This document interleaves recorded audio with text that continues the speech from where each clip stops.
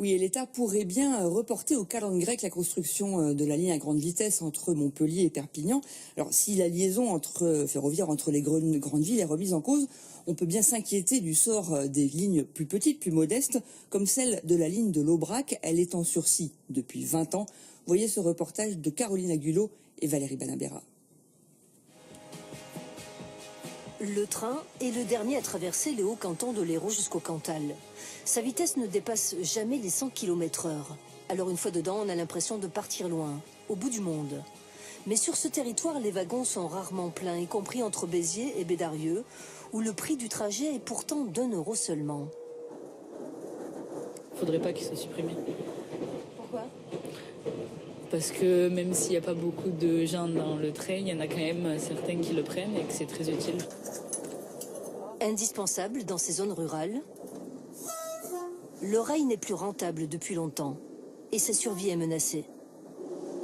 La première vocation de notre entreprise, c'est de faire du service public. Et là, on se sent vraiment utile. Il n'y a peut-être pas assez de monde dans le train pour que ce soit rentable, mais c'est utile. Pourquoi les gens de la Lozère et de l'Aveyron qui payent des impôts n'auraient pas le droit d'avoir les mêmes accès au service public que quelqu'un qui habite sur une artère littorale avec beaucoup plus de circulation ferroviaire? Le compte à rebours a commencé. Fin 2018, l'État se prononcera sur l'avenir de ce TER d'utilité publique. Le comité de défense, très actif à Bédarieux depuis 30 ans, s'étonne de l'absence de réflexion pour fidéliser les voyageurs et pointe du doigt certaines incohérences. Vous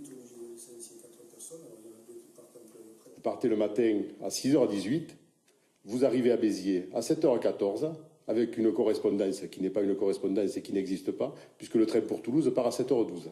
Une anecdote qui signifie quoi ? Qui signifie qu'il n'y a peut-être pas une volonté de l'entreprise exploitante de faire rouler des trains sur cette ligne. Moi, ce qui me révolte, c'est au moment où on dit qu'il faut sauver la planète.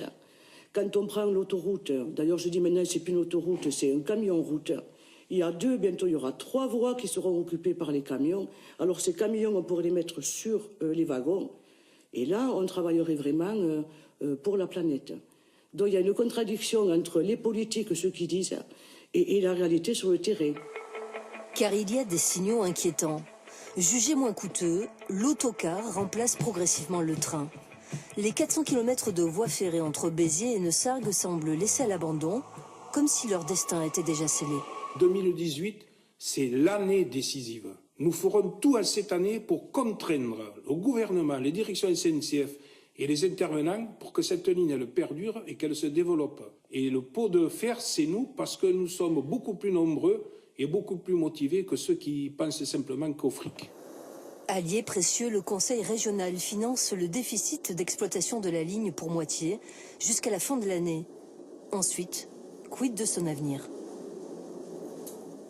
Et justement, Jean-Luc Gibelin est avec nous pour parler de ce dossier. Vous êtes donc vice-président de la région chargée des transports. On l'a vu, la région a 2 ans pour convaincre l'État de garder cette ligne. Là, on est à la mi-temps. Quelles sont vos pistes intéressantes pour convaincre l'État ?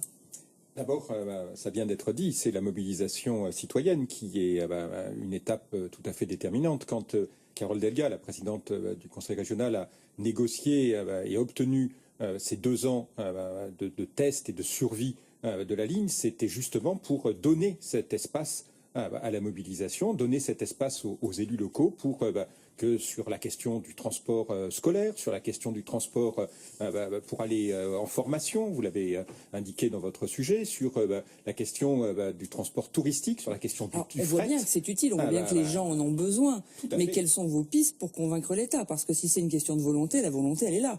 La volonté, elle est là, et nous la confirmons avec cette mobilisation, nous la confirmons avec les différentes pistes que je viens de vous citer, avec par exemple la mise de scolaires entre Séverac et Millau, par exemple avec la question du fret entre Saint-Chély et Neussargues, de la même façon entre la liaison entre Bédarieux et Béziers, c'est-à-dire que cette ligne Aubrac, elle est à la fois importante sur la liaison Béziers-Neussargues, mais elle est aussi importante sur différentes parties de la ligne pour qu'elle irrigue et qu'elle soit une ligne de vie pour le Massif central. Alors, c'est un service public, donc ça doit être un choix politique. Il va falloir financer cette ligne qui fonctionne à perte, c'est ça ?